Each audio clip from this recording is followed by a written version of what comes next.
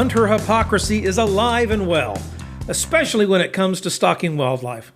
State wildlife agencies across the country stalk animals for sportsmen to hunt and fish almost every day. But apparently, what's good for the goose is not good for the gander. Oh yes, it's good to be back. After a way too long hiatus, the Outdoor Patriot show is back. And we're ready to take on the mindless, meatless minions, the gun grabbers, the unknowing, uncaring urbanites, and the political sycophants that want to trash our American outdoor traditions. My friends, welcome to the new Outdoor Patriot Show. I am your host, John Ming, and this is outdoor talk like you've never heard it. If you want to hear about fishing jigs and lunar phases, you won't hear it on our show. We've got the hard-hitting truth, no fake news here about the important issues affecting our American outdoor traditions. We've got a great show for you today. In our first segment, we'll talk about hunter hypocrisy and species discrimination, why some farm-raised animals are good and why others are an abomination. Plus, outdoor TV show host Keith Warren is my guest, and he has a lot to say on this matter. So don't go away. We'll be right back. If you're a rancher, you've probably had the unfortunate experience of your animals getting out, maybe onto a neighbor's property, or even worse, wandering down the highway. Could be you're using the wrong fence. Stay Tough fixed knot fencing has 3 times the life and almost 4 times the strength of typical low tensile fencing. High tensile wire, a solid vertical stay wire, and a tight fixed knot provide exceptional strength and allow you to use far fewer posts, and that means you save time and money. Plus, their superior wire coatings ensure this fence will stand the test of time. You owe it to yourself and your family to invest in a Stay Tough fence. Check them out at www.staytough.com. That's STAYTUFF.com.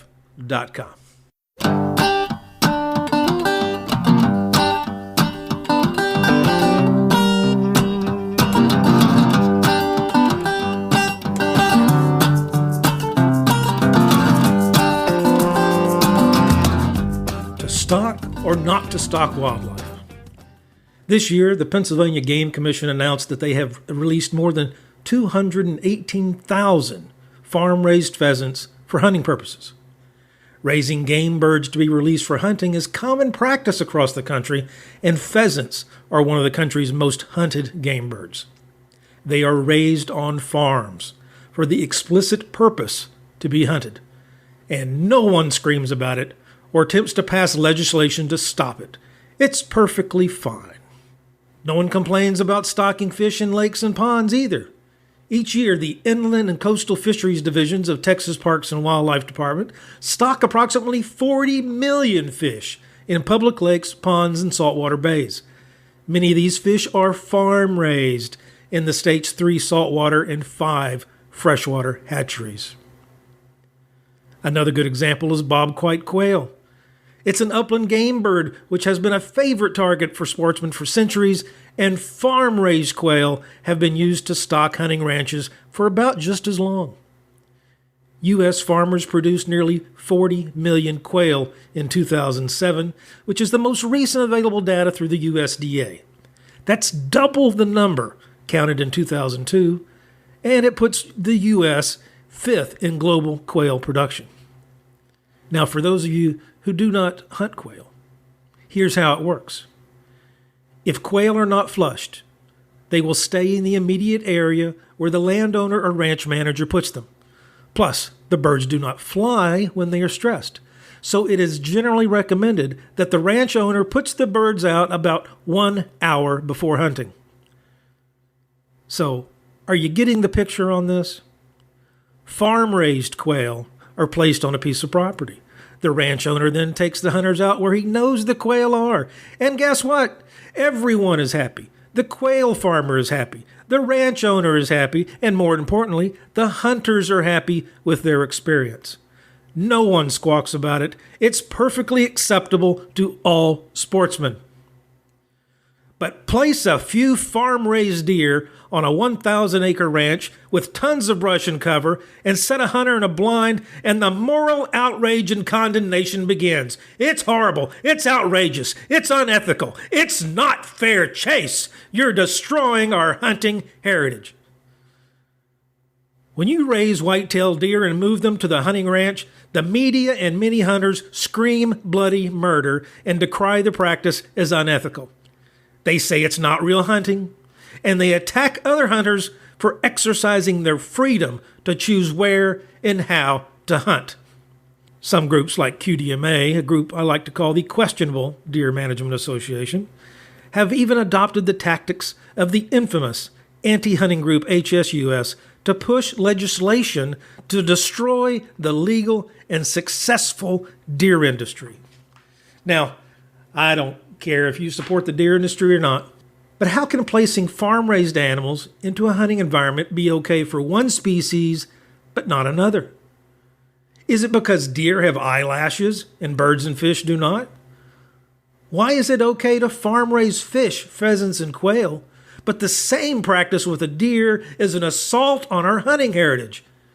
It seems to me that an act is either ethical or not ethical. As they say, you can't be just a little bit pregnant.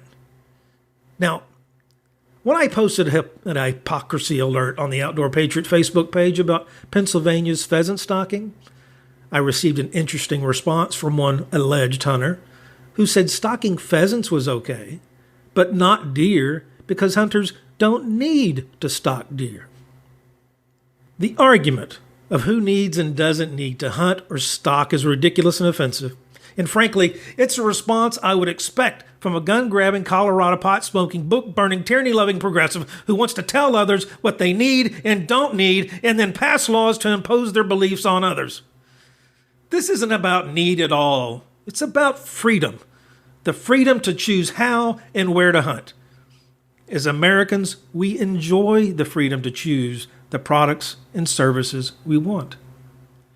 Truth be told, no one truly needs to hunt pheasant or quail, but state wildlife agencies across the country are satisfying consumer demand, and that's a win-win for everybody. Stocking wildlife of any species increases hunter participation, increases conservation revenue for states, and provides more successful opportunities for our youth to get involved. Stocking wildlife is not hurting our hunting heritage, it's helping to preserve it. Stocking farm-raised animals isn't just for the birds. It should be for the deer as well.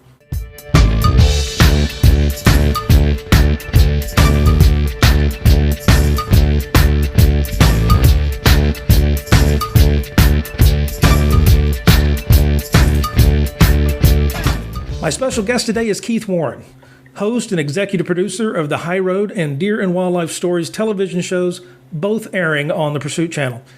Keith, welcome to the Outdoor Patriot Show. Well, John, it's good to talk to you again. You're always welcome back. In my monologue, we discussed hunter hypocrisy, how sportsmen readily and eagerly accept the stocking of farm-raised fish in lakes and ponds, farm-raised pheasants and quail on hunting ranches. And I think this probably applies to a lot of the exotic hunting industry as well. But when it comes to white-tailed deer, which have been so-called farm-raised and then released onto large hunting ranches, sportsmen scream bloody murder. They say it's not fair chase. They say it's unethical. How do you explain a 180-degree attitude change when it comes to whitetail? I can't, except for they're hypocrites. I think that when people, many times, I don't think that they really look at themselves. They're so busy criticizing and looking at others and seeing what's wrong with others that they don't look at themselves in the mirror and say, am I part of the problem or am I part of the solution?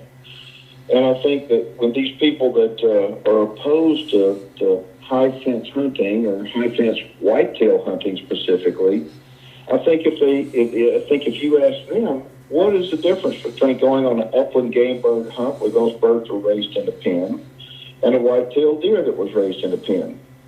Their answer more than likely would be something effective, well, that's different. Well, what's different about it? Exactly. Okay, and so I wind up. I make people feel uncomfortable because I push because I want to know the answers, just like you. Well, there are those of us out there that when we see hypocrisy, we're not afraid to say, hey, this is not right. Can you please help me understand? Because I truly do want to understand that if somebody has a problem with captive white-tailed deer, be it in a breeding pen, we're not hunting deer in breeding pens. We never have and never will. But we do sell those deer to people that use them to improve the genetics on their pieces of property, and consequently, at some point, yes, they will be hunted, and so will their offspring. And another byproduct of that is that the value of their property goes up substantially. Why? Because the quality of animals that are on the property go up. And so it's a win-win deal for everybody, except some sportsmen are just so opposed to it. I'm going, why? Do you think that there's some element of class envy or jealousy among some hunters that comes into play into this at all? Because, well, let's face it, hunting for trophy whitetail isn't cheap, and not everyone can afford it. And public lands don't often provide the type of genetics and nutrition that produce a large quantity of world-class trophy bucks. And even Texas alone, there's very little public lands at all. Well, John, it's more than that. It's not just the fact that the deer quality doesn't exist on public lands as it does on private lands. The private lands owner is the steward of the resource, the greatest steward of the resource. Every single private landowner out there wants to leave their land in better condition than the way it was when they found it. Nobody wants to abuse the resource, whether it's wildlife or whether it's habitat or anything. We don't want to abuse the resource. But when it comes to these guys that say, well, this is not fair, to me, what I don't think is fair is shooting a baby deer. I don't think it's fair to kill a yearling buck that has the potential to grow into a trophy deer, but they killed it because of their greed. I wind up saying that, humans, we're all blessed or cursed, whatever you want to look at it, is with greed, because we're humans. And people, I'm not greedy. Well, wait a minute. This is an analogy that I use. I personally like chocolate chip cookies, and probably people that are listening to this do like chocolate chip cookies. And if somebody walks up to you at a party and they've got a plate full of chocolate chip cookies, would you like one? And everybody who's around there wants one.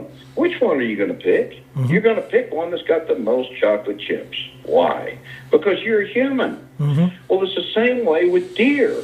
When a hunter is on a deer lease or on public land or whatever, a deer that walks in, how do they gauge him? They gauge him by inches, because we as an industry have measured, what's he score? What's he score? And I'm like going, that's probably not good, because some of these little deer that score a lot because they've got a lot of inches in antlers, those are the ones that you want to do the breeding. But because you're a human and you want the chocolate chip cookie with the most chocolate chips, you're going to shoot the deer that's got the biggest antlers regardless of age. Yep. I think that's right. You probably have the most broad-based experience and very unique insight on this entire topic, because you live on both sides of the fence, if you'll pardon the pun. You've been a hunter. You've been a hunter all your life. You've got a highly successful hunting show at the High Road, and you personally have raised white-tailed deer. In your other show, Deer and Wildlife Stories, highlights the men and women across this country who love to raise the deer. What have you learned from working on both of these shows?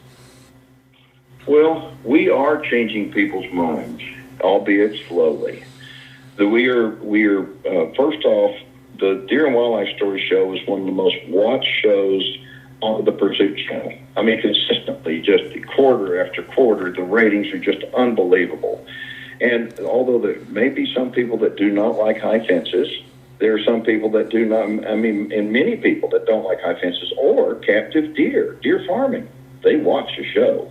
And as they watch the show, hopefully they take away just a little piece of something that may change their mind.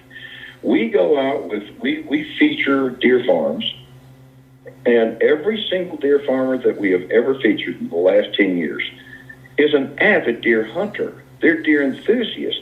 They are a deer farmer because they could not get enough of the white-tailed deer by hunting them, going out for 60 days or 90 days a season. That's it. They wanted to spend more time with the white-tailed deer because the white-tailed deer brings so much joy to people's lives.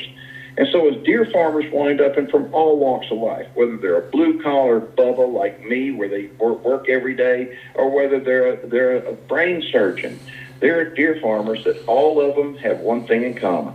It's to love the white-tailed deer and to see it better and to use that to enrich their lives. And so people go, well, where do these deer go from on these deer farms? They go to other places to enrich those people's lives. Now, if you'd have told me 30 years ago when I bought my ranch that I'm going to put up a high fence, I'd have said, you are dead wrong. Because I didn't want to. I mean, it's a lot of money, number one, but I didn't want to put up a high fence. I was forced to. Because my dream was to raise big white-tailed deer. And I think that's most people's dream. But if you try to raise big white-tailed deer and your next-door neighbor doesn't care anything about the white-tailed deer and doesn't make any investment whatsoever, when you raise them and they jump the fence to go next door, they get shot. Now, some people say, well, it's not your right to be able to take those deer away from the public. They're the public's asset. You know what?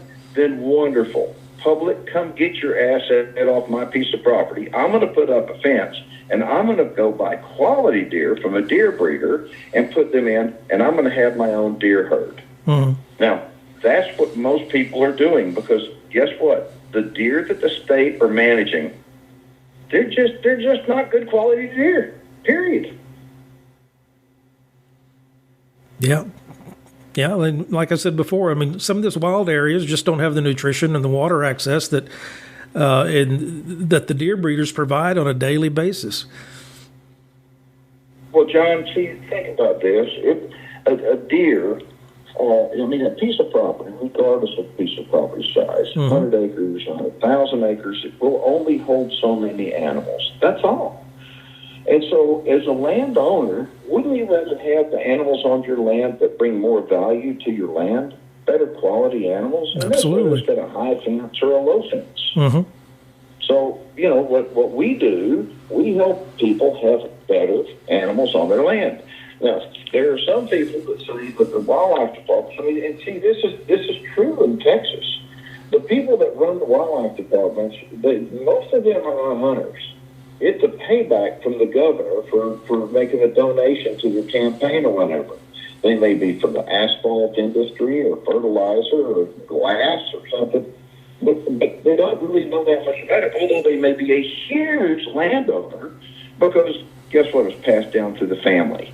Okay, and many of these people, and I'm not going to call out people by name, but many of these people that are on the committee or the board for the wildlife departments own large pieces of property. And years ago in Texas, if somebody wanted to, with an oil company, for example, wanted to come and hunt a place and have a real bona fide opportunity of killing a Boone and Crockett deer, they went hunting on these people's places because they had large enough tracts of land to be able to manage the deer, to be able to have those quality animals. Well, thanks to high fences and deer farming, and game management, now small pieces of property enjoys the same quality of animals. But consequently, those people that had a monopoly with the big oil companies and all these people that wanted to come hunt and spend lots of money because there weren't a lot of places to go kill big deer, they stopped going to those people's places. Now they're going to smaller ranches that have the same or better quality of animals. And so it's almost one of these scenarios. You look at it, you think, are they doing this? Are they ridiculing the high fences and deer farming out of jealousy? Are they doing it out of an issue to maintain their status? Or why are they doing it? I just want to know. Usually it's a case of following the money. Well, and then that's exactly what's going on with the chronic wasting disease issues. I mean, the chronic wasting disease, they wind up blaming, many years have been gone by where they blame chronic wasting disease on captive deer. And there is no proof of that, none whatsoever. And so in Texas, for example, they require on a deer breeder, 80% of the mortalities that are 12 months of age that happen on a deer farm must be tested by Texas Animal Health for chronic wasting disease. 80%. So I say, okay, that's fine. And so we test them because we have to. But how many deer on the outside are being tested? Okay, now let me tell you this. They're not going to test that prevalency because they don't want to find it on the outside. Because if they find it on the outside, what does it do for property values? They don't have a problem in knocking down the property value on a deer farm. They go in there and they will annihilate the deer farm, take all the deer out, say you'll never have deer on it again because you've got this disease. But did they check around the deer farm to see if the deer had the disease on the outside? They didn't. Okay, and so what's the problem is they've got deer farmers they're in the crosshairs for wildlife departments because we're an easy target. Okay, because we have to have our animals tested. Well, wouldn't you think that the state would want to know the truth about where these animals came from? I mean, where the disease came from? Why didn't you test the same prevalency on the outside?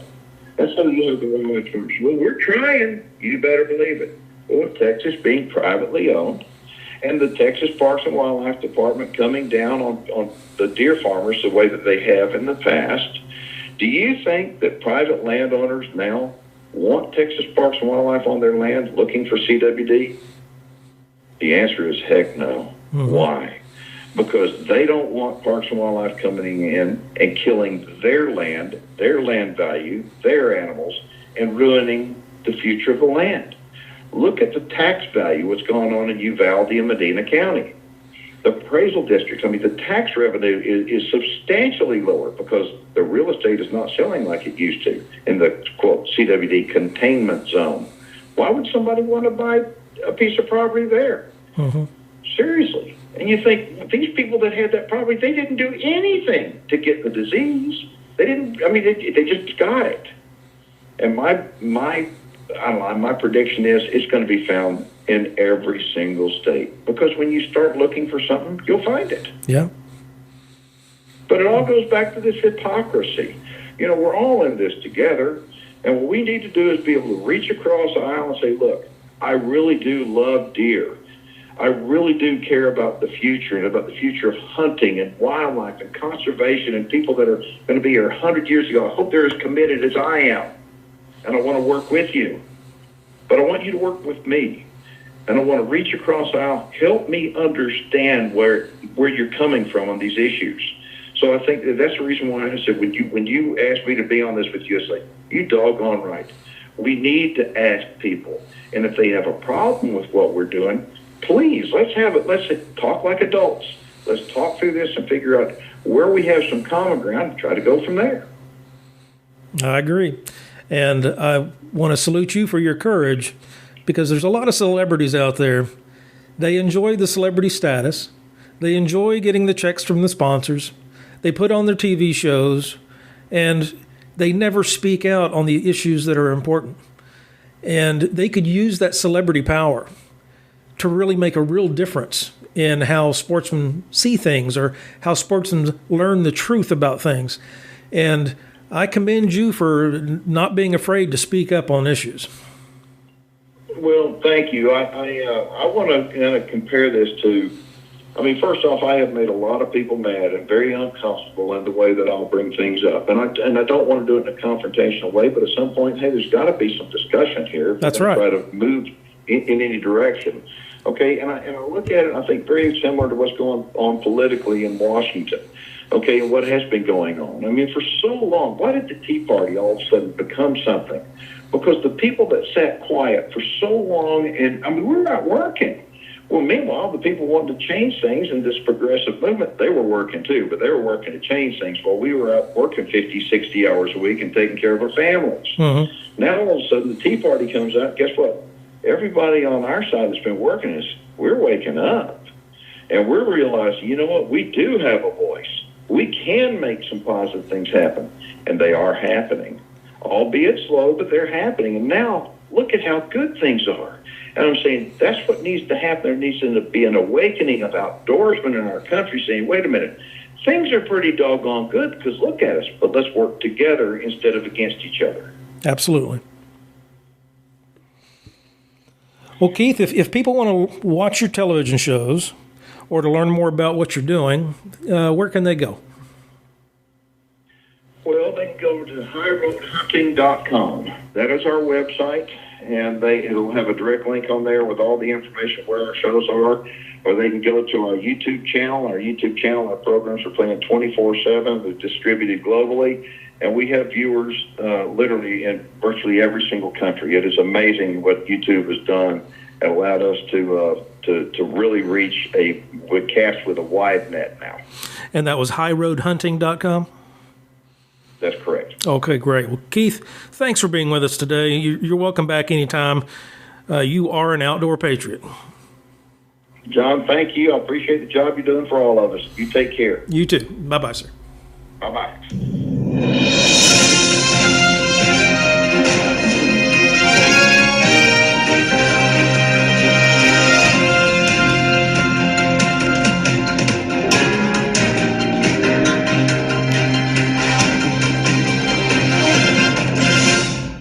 Now, here's your Outdoor Patriot News Update with your host, John Ming. A Buena Vista, California homeowner was surprised to wake up to a bloody mess recently after a coyote entered his home through an open doggy door. The coyote ate the man's pet dog for lunch, but when the homeowner complained about the uncontrolled influx of coyotes in his neighborhood, progressives rebutted that doggy doors that are only for one specific animal are racist. Tennessee police have issued a warning against flushing drugs down the toilet for fear it could create what they call meth gators, which are more aggressive and unpredictable. Authorities point to an Alabama case in which investigators said a man kept an attack squirrel in his apartment and fed it methamphetamine to ensure it stayed aggressive. The drug dealer admitted a Rottweiler would have been a much better choice to deter intruders and police officers, but they require a higher pet deposit. And for our public service announcement today, ticks are a common summer insect and they're known to carry harmful diseases. So let's be careful out there. The bloodsuckers can be commonly found in tall grass throughout the Democrat primaries. And that's your Outdoor Patriot News Update for today.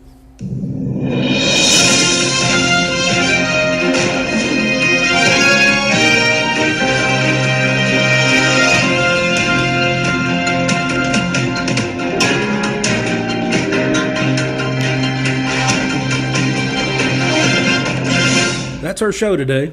Thanks for listening to the Outdoor Patriot Podcast.